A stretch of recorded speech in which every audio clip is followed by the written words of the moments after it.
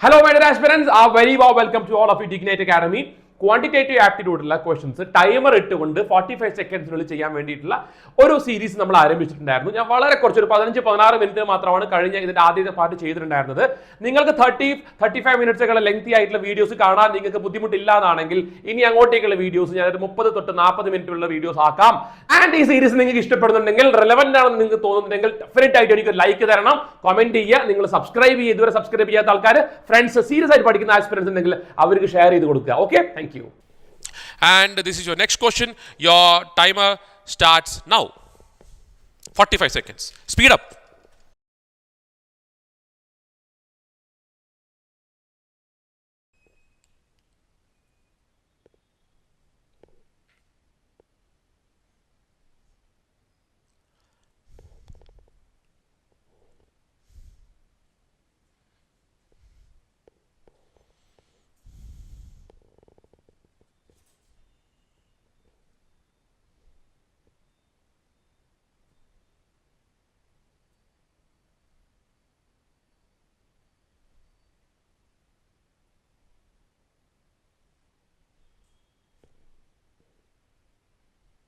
Okay, time up. Answer കിട്ടിയോ? 45 സെക്കൻഡിൽ answer കിട്ടുന്നുണ്ടോ? ഇതൊക്കെ 45 സെക്കൻഡിൽ ആൻസർ കിട്ടണം. കാരണം അത്ര ഈസി ആയിട്ടുള്ള ക്വസ്റ്റനാണ് ഇത്. നമ്മൾ ആ നമ്മളെ പരീക്ഷയ്ക്ക് നമ്മൾ കാൽക്കുലേറ്റീവ് ആണെന്ന് പറയുന്നതിൽ കാര്യമില്ല മക്കളെ. നമ്മൾ കാൽക്കുലേഷനിൽ നമ്മൾ ഒരുപാട് വർക്കൗട്ട് ചെയ്യണം. C, if decreasing 120/x% gives the same result as increasing 40/x%. അതായത് 120 x% കുറയ്ക്കുന്നതും 40 x% ഇൻക്രീസ് ചെയ്യുന്നതും ഒരേ വാല്യൂ ആണ് തരുന്നതെങ്കിൽ 210 x% as what percentage less than x plus 20% of 180 എന്നാണ് ചോദിച്ചേക്കുന്നത്. അപ്പോൾ ആദ്യം ഇത് ഞാൻ എഴുതി കാണിച്ചു തരാം. ഓക്കെ, എഴുതി സോൾവ് ചെയ്യുന്ന രീതി കാണിച്ചു തരാം. അപ്പോൾ എഴുതി സോൾവ് ചെയ്യുന്നതിൽ തന്നെ പല രീതിയുണ്ട്. ഇപ്പം ചില ആൾക്കാർ സോൾവ് ചെയ്തപ്പോൾ ഇങ്ങനെയായിരിക്കും ചെയ്തിട്ടുണ്ടാവുക. 120 × 100 മൈനസ് എക്സ് എന്ന് പറയുന്നതും 40 × 100 പ്ലസ് എക്സ് എന്ന് പറയുന്നതും സെയിം ആണ്. അതുകൊണ്ട് 120ഉം 40ഉം വെട്ടിക്കളഞ്ഞ് ഇവിടെ 3 ആക്കും. എന്നിട്ട് 300 minus 3x is equal to 100 plus x, or 400 is equal to 200. 400 അല്ല 200. 400 അല്ല 200. Okay, 200 300 minus 100. 200 is equal to 4x, or x is equal to 50. അപ്പോൾ എക്സിൻ്റെ വാല്യൂ 50 ഇങ്ങനെയാണ് കണ്ടുപിടിക്കേണ്ടത്. ശരി തന്നെയാണ്, തെറ്റൊന്നുമില്ല. എക്സിൻ്റെ വാല്യൂ 50 ഇങ്ങനെയാണ് കണ്ടുപിടിക്കേണ്ടത്. പക്ഷെ അനാവശ്യമായിട്ട് നമ്മൾ കുറേ നമ്മൾ സമയമെടുത്തു. നേരെ മറിച്ച് നിങ്ങൾ if you had that common sense, easy ആയിട്ട് നമുക്ക് എന്ത് ചെയ്യാമായിരുന്നു, ഇവിടെ തന്നെ നമുക്ക് പറയാമായിരുന്നു. ബിക്കോസ് 120 നമുക്കറിയാം 100 മൈനസ് എക്സും 40 100 പ്ലസ് എക്സും ചെയ്യുമ്പോൾ അങ്ങനെ പറയുമ്പോൾ നമുക്ക് അവിടെ നിന്ന് തന്നെ ഡയറക്റ്റ് നമുക്ക് എന്ത് ചെയ്യാമായിരുന്നു, 120ഉം 40ഉം വെട്ടിപ്പോകുന്ന അറിയാമല്ലോ. ഇതെത്രയാ? ഇത് 3, ഇത് 1 അല്ലേ? ഒന്ന് 100 മൈനസ് എക്സും ഒന്ന് 100 പ്ലസ് എക്സും ആണ്. അപ്പോൾ വേണമെങ്കിൽ ഡയറക്റ്റ് നമുക്ക് മനസ്സിൽ തന്നെ കണക്ക് കൂട്ടാം. എങ്ങനെ? 100 plus x is to 100 minus x എന്ന് പറയുന്ന ratio, 100 plus x is to 100 minus x എന്ന് പറയുന്ന റേഷ്യോ ആണെന്ത്? 3:1. അപ്പോൾ 100നോട് എക്സ് കൂട്ടിയാൽ 3 റേഷ്യോ, 100ന് എക്സ് പോയാൽ ഒരു റേഷ്യോയും വരണമെങ്കിൽ കൃത്യമായിട്ട് നമുക്ക് പറയാൻ സാധിക്കില്ലേ? അതിനൊരു വാല്യൂ പോസിബിൾ ആവുള്ളൂ. ഏതാണ്? 50. കാരണം എന്താ? 50 ആകുമ്പോൾ കാര്യം 150 അല്ലേ? 100 പ്ലസ് 50 150 100 മൈനസ് 50 50. കറക്റ്റ് അല്ലേ? 3:1 റേഷ്യോ വന്നോ കണ്ടോ? പക്ഷെ ഇത് എഴുതേണ്ട ആവശ്യം ഉണ്ടായിരുന്നില്ല. ശരി, അപ്പോൾ ഇവിടം വരെ എത്തി. എന്താണ്? എക്സിൻ്റെ വാല്യൂ കിട്ടി. എക്സിൻ്റെ വാല്യൂ എന്താ?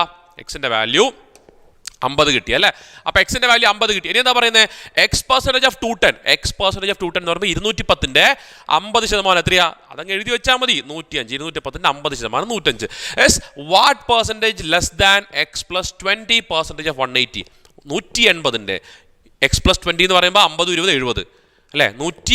180ന്റെ 70% കണ്ടുപിടിക്കണം. രണ്ട് രീതി കണ്ടുപിടിക്കുക. ആദ്യം 180ന്റെ എന്ത് ചെയ്യുക? 50 കണ്ടുപിടിക്കും. 180ന്റെ 50% എത്രയാ? 90.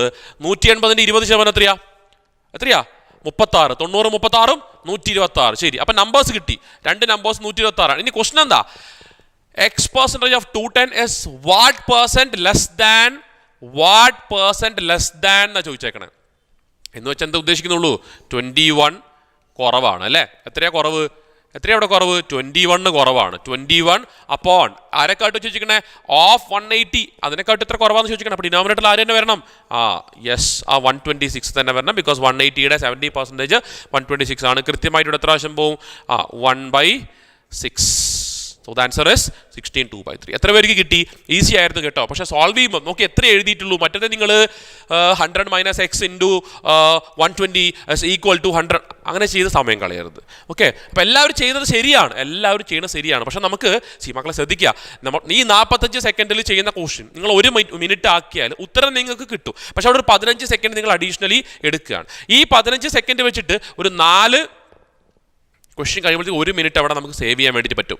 അപ്പോൾ നിങ്ങൾ 1 മിനിറ്റിലാണ് ഓൾറെഡി ചെയ്യുന്നതെങ്കിൽ 1 മിനിറ്റ് നിങ്ങൾക്ക് നഷ്ടപ്പെടും. ഓക്കെ, അതുകൊണ്ട് വളരെ ഇമ്പോർട്ടൻ്റ് ആണ്, ചെയ്യുന്ന മെത്തേഡും വളരെ ഇമ്പോർട്ടൻ്റ് ആണ്. Okay, now let's move on to the next question.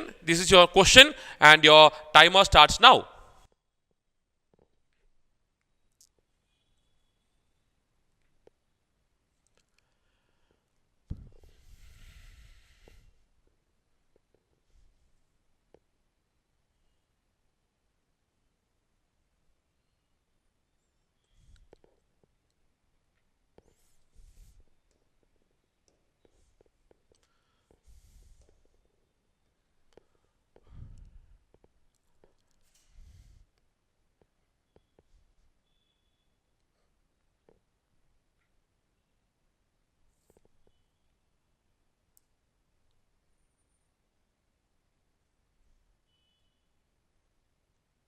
Okay, time up. Answer കിട്ടിയോ? ആൻസർ കിട്ടിയിട്ടുണ്ടാവും. വളരെ ഈസി ആയിട്ടുള്ള ക്വസ്റ്റ്യൻ ആണ്. ഓക്കെ, അപ്പോൾ ഇതിൽ ഇമ്പോർട്ടൻ്റ് ആയിട്ടുള്ളൊരു കാര്യം, what is the sum of the present ages in years എന്നാണ് ചോദിച്ചേക്കണേ. അപ്പോൾ ഈ ഏജ് റിലേറ്റഡ് ക്വസ്റ്റ്യൻസിൽ ആക്ച്വൽ ഏജ് ചോദിക്കുമ്പോൾ always try to eliminate the option if possible. മനസ്സിലാവുന്നതോ പറയുന്നത്? ആക്ച്വൽ ഏജ് ചോദിക്കുന്ന എല്ലാ ക്വസ്റ്റ്യനിലും, ഏജ് റിലേറ്റഡ് ക്വസ്റ്റ്യനിലും, ഇപ്പോൾ നമ്മളുടെ അടുത്ത് രണ്ട് തരം ക്വസ്റ്റ്യനാണ് നമ്മളെടുത്ത് ഏജ് റിലേറ്റഡ് ക്വസ്റ്റ്യനിൽ ചോദിക്കാറുള്ളത്. ഒന്ന് ആക്ച്വൽ ഏജ് ചോദിക്കും. ഇവിടെ എന്താ ചോദിച്ചേക്കണേ? ഏജ് തന്നെയാണ് ചോദിച്ചേക്കണേ. പ്രസന്റ് ഏജിന്റെ സമ്മ്, യഥാർത്ഥ പ്രായങ്ങളുടെ തുകയാണ് ചോദിച്ചിരിക്കുന്നത് അല്ലേ. ചില കേസിൽ നമ്മൾ ചോദിക്കുന്നതായിരിക്കും റേഷ്യോ ഓഫ് ഏജ്. അപ്പോൾ ഞാൻ പറഞ്ഞത് എവിടെയാണോ നമ്മുടെ ആക്ച്വൽ ഏജ് ചോദിക്കുന്നത് അവിടെ എപ്പോഴും ഓപ്ഷൻ എലിമിനേറ്റ് ചെയ്യാൻ പറ്റുമെന്ന് ശ്രമിക്കുക. എങ്ങനെ പറ്റുമെന്ന് നോക്കാം.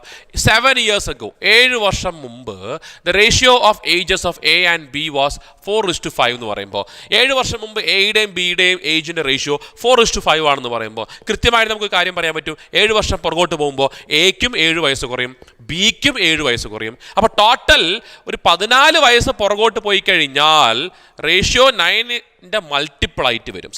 തുക സം ഓഫ് ദ ഏജ് അല്ലേ ചോദിച്ചേക്കണേ. 4 ഓപ്ഷൻസ് എന്താണ്? ഇതാവാം സം ഓഫ് ദ ഏജ്, ഇതാവാം സം ഓഫ് ദ ഏജ്, ഇതാവാം സം ഓഫ് ദ ഏജ്, ഇതാവാം സം ഓഫ് ദ ഏജ്. അപ്പോൾ അങ്ങനെ വരുമ്പോൾ 7 വയസ്സ് എയ്ക്കും കുറയും, 7 വയസ്സ് ബിക്കും കുറയും അല്ലേ.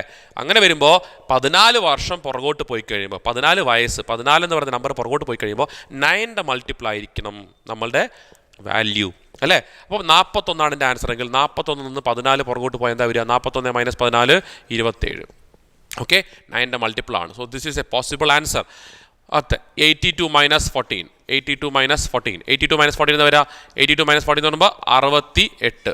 Okay, this is not my answer because അത് 9ന്റെ മൾട്ടിപ്പിൾ അല്ല അല്ലേ. 32 - 14 18. Okay, this is also possible answer. 56 - 14 എന്ന് പറഞ്ഞു കഴിഞ്ഞാൽ 42. This is also not my answer. ഒന്നുകിൽ എ ആകാം ആൻസർ അല്ലെങ്കിൽ സി ആകാം ആൻസർ. ഓക്കെ, അപ്പോൾ എഗെയിൻ സ്റ്റക്കായിപ്പോയി. ഓക്കെ, സ്റ്റക്കായിട്ടൊന്നുമില്ല. ഈ കാര്യം പറയാൻ നിങ്ങൾ പ്രോപ്പറായി പ്രാക്ടീസ് ചെയ്തിട്ടുണ്ടെങ്കിൽ ഈ കാര്യം പറയാൻ hardly it will take 5 to 6 seconds. 5 to 6 seconds, that's more than enough. ആ 5 to 6 seconds എടുത്തു കഴിഞ്ഞാൽ ഇതിൽ രണ്ടിലും ഏതാണെന്ന് എലിമിനേറ്റ് ചെയ്യാൻ it's very simple. Why? Because 8 വർഷം കഴിയുമ്പോൾ 9:10 ആവുന്നാണ് പറയുന്നത്. 8 വർഷം കഴിയുമ്പോൾ അപ്പോൾ എയ്ക്കും 8 വയസ്സ് കഴിയും, ബിക്കും 8 വയസ്സ് കഴിയും, ടോട്ടൽ 16. അപ്പോൾ 16 ആഡ് ചെയ്ത് കഴിഞ്ഞാൽ എൻ്റെ ഈ തുകേനോടുകൂടെ, എൻ്റെ ഈ സമ്മിൻ്റെ കൂടെ 16 ആഡ് ചെയ്ത് കഴിഞ്ഞാൽ that should be a multiple of 19. So 41 is your number. If 41 is your number, 41 plus 16 is equal to 57, which is a multiple of 19. If this is the number, 32 plus 16, 32 plus 16, 32 അല്ലേ എൻ്റെ sum. 32 plus 16 48. 48 എന്ന് പറഞ്ഞു കഴിഞ്ഞാൽ 19ന്റെ multiple ആണോ? അല്ല. Hence your answer is option A. മനസ്സിലായോ? അപ്പോൾ ഈ ക്വസ്റ്റ്യൻ ഇങ്ങനെയാണ്. ഏറ്റവും ഫാസ്റ്റസ്റ്റ് ആയിട്ട് സോൾവ് ചെയ്യുന്ന മെത്തേഡ് ഇത് തന്നെയാണ്. അതല്ല നിങ്ങൾക്ക് സാധാരണ റേഷ്യോ ബാലൻസിങ് മെത്തേഡിൽ സോൾവ് ചെയ്ത് കാണിച്ചു തരാം. സോൾവ് ചെയ്യേണ്ടത് ഇങ്ങനെ തന്നെയാണ് കേട്ടോ.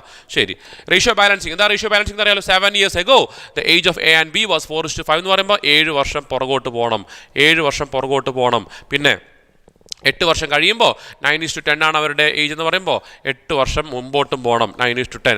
അപ്പോൾ കൃത്യമായിട്ട് നമുക്ക് പറയാലോ ഈ ഗ്യാപ്പ് എത്രയാ? 7 വർഷം പുറകോട്ട് 7 വർഷം പുറകോട്ട് അല്ലേ, 7 വർഷം പുറകോട്ട് 8 വർഷം കഴിഞ്ഞിട്ട്. സോ കൃത്യമായിട്ട് ഇവിടെ നമുക്ക് എന്ത് പറയാം? 15 വർഷങ്ങളുടെ ഗ്യാപ്പ് ഉണ്ട്. 15 വർഷങ്ങളുടെ ഗ്യാപ്പ് ഉണ്ട്. ഇനി നമ്മൾ റേഷ്യോ ബാലൻസ്ഡ് ആണോ നോക്കണം അല്ലേ. റേഷ്യോ ബാലൻസ്ഡ് ആണോ നിങ്ങൾ നോക്കുക. ഈ ഗ്യാപ്പ് എത്രയാ? ഈ ഗ്യാപ്പ് 1 യൂണിറ്റ്. ഈ ഗ്യാപ്പ് എത്രയാ? 1 യൂണിറ്റ്. അപ്പോൾ അത് 1 യൂണിറ്റ് ആണ്, ഇതും 1 യൂണിറ്റ് ആണ്. So already ratio is balanced. അങ്ങനെയാണ് നമുക്ക് കൃത്യമായിട്ട് എന്ത് പറയാം? 4 യൂണിറ്റ് എന്നുള്ളത് 9 യൂണിറ്റ് ആയി എന്ന് വെച്ചാൽ 5 യൂണിറ്റിൻ്റെ ഇൻക്രീസ്. 5 യൂണിറ്റ് ആണ്. അപ്പോൾ 15 വർഷം കൊണ്ടാണ് ആ 5 യൂണിറ്റിൻ്റെ ഇൻക്രീസ് ഉണ്ടായത് അല്ലേ.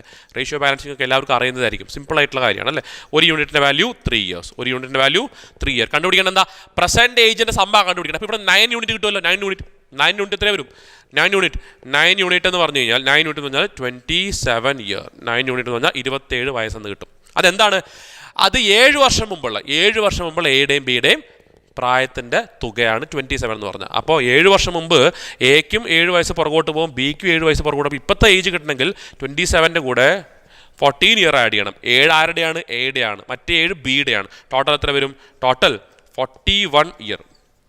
ഓക്കെ, ഇങ്ങനെ സോൾവ് ചെയ്യുകയും ചെയ്യാം നമുക്ക്. ക്ലിയർ ആയോ?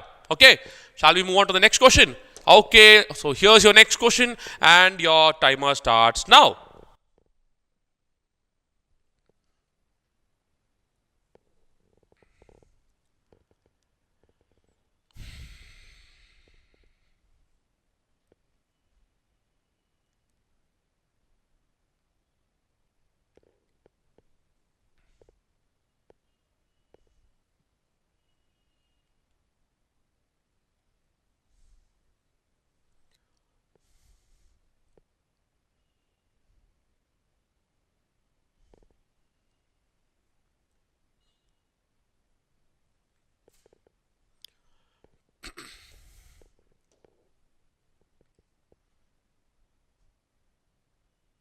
Okay, time up.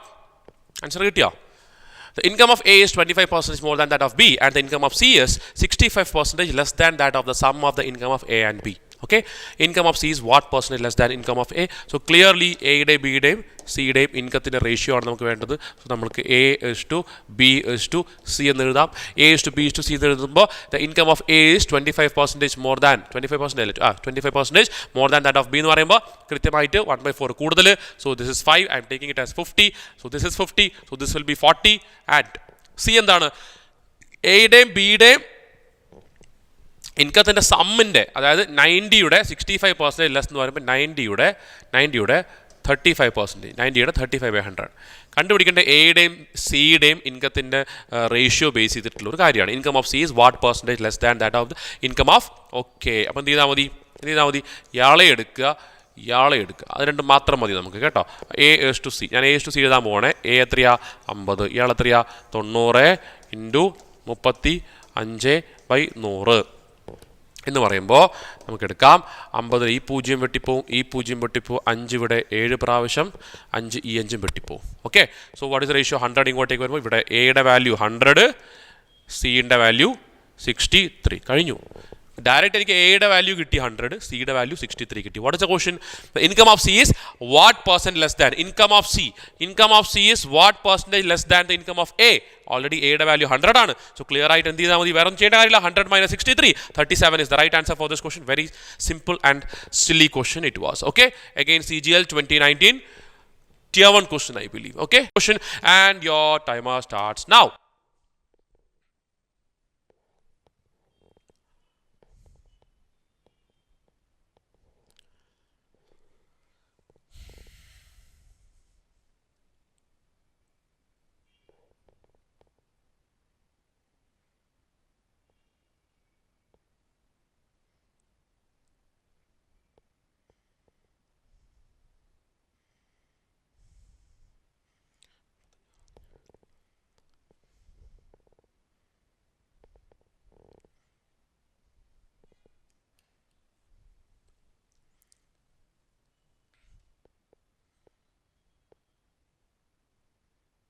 Time up.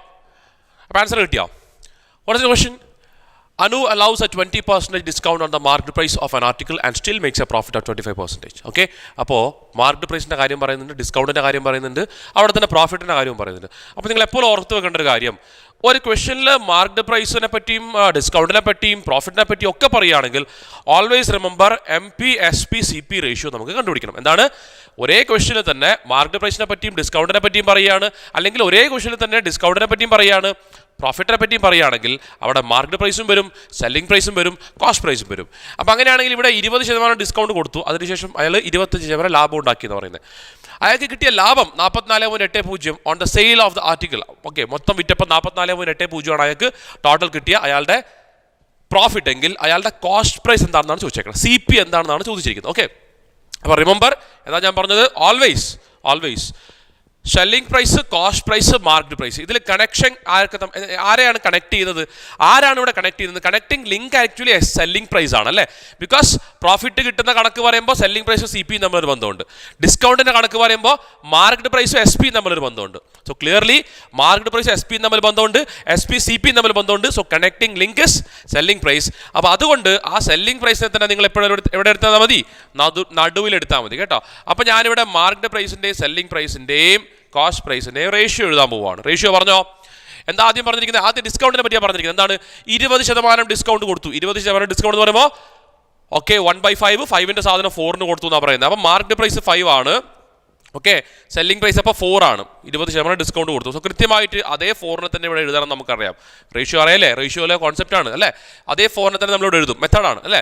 അടുത്തത്, still makes A profit of 25%. Still makes A profit of 25%, 25% ലാഭം ഉണ്ടാക്കി, 1/4 ലാഭം ഉണ്ടാക്കി എന്ന് പറയുമ്പോൾ 4ൻ്റെ സാധനം 5ന് വിറ്റു. അപ്പോൾ ലാഭത്തിനെ പറ്റിയാണ് പറയുന്നത്. അപ്പോൾ CP/SP റേഷ്യോ, അപ്പോൾ 4ൻ്റെ സാധനമാണ്, അത് അയാൾ എത്രയ്ക്ക് കൊടുത്തു?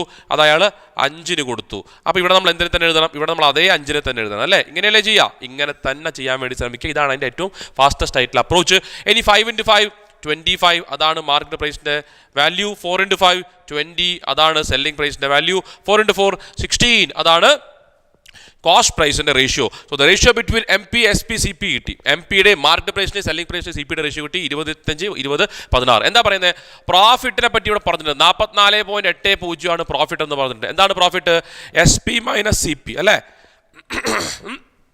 SP-CP ആണെന്ന് പ്രോഫിറ്റ് എന്ന് പറയുന്നത്. സോ കൃത്യമായിട്ട് വേണമെങ്കിൽ ഇതിനെ വീണ്ടും ക്യാൻസൽ ചെയ്യാം. അങ്ങനെ 4 വെച്ചിട്ട് 5ഉം 4ഉം അങ്ങനെ ചെയ്യാം. അല്ലെങ്കിൽ നിങ്ങൾ എന്ത് ചെയ്യാം, 4 യൂണിറ്റ് അല്ലേ, 4 യൂണിറ്റിൻ്റെ റേഷ്യോ കിട്ടിയല്ലോ. 20 - 16 4 യൂണിറ്റ്. 4 യൂണിറ്റ് ആണെന്ത്? 44.80. 4 യൂണിറ്റ് ആണ്, 44.80. കണ്ടുപിടിക്കേണ്ടത് എന്താ? കണ്ടുപിടിക്കേണ്ടത് 16 യൂണിറ്റ്. കാരണം എന്താ? CP ആണ് ചോദിച്ചേക്കണേ. CP 16 യൂണിറ്റ് ആണ്. 16 യൂണിറ്റ് എന്തായിരിക്കും? ഇതിൻ്റെ 4 ടൈംസ്. ഇതിൻ്റെ 4 ടൈംസ് പറയുമ്പോൾ 44 × 4. 44 × 4 തന്നെ 40 × 4 160, 4 × 4 16. 160 16 തന്നെ എത്രയായി? 176 ആയി. 176 പ്ലസ് സംതിങ്ങും കൂടി ഉണ്ടാവും. So this is your answer അല്ലേ. അല്ലാണ്ട് 44.8 എന്ന് വെച്ചാൽ × 4. അപ്പോൾ ഇവിടെ 4 × 8 32, 3 4 4 16, 19 1 4 4 16 1 17. അപ്പോഴും തന്നെ കിട്ടുക, ഇതാ കിട്ടുക. പക്ഷെ അത്രയും ചെയ്യേണ്ട കാര്യമുണ്ടോ? അത്രയും ചെയ്യേണ്ട കാര്യം ഇല്ല, അല്ലെങ്കിൽ നിങ്ങൾ അത്രയും ചെയ്യാൻ പാടില്ല. ഓക്കെ,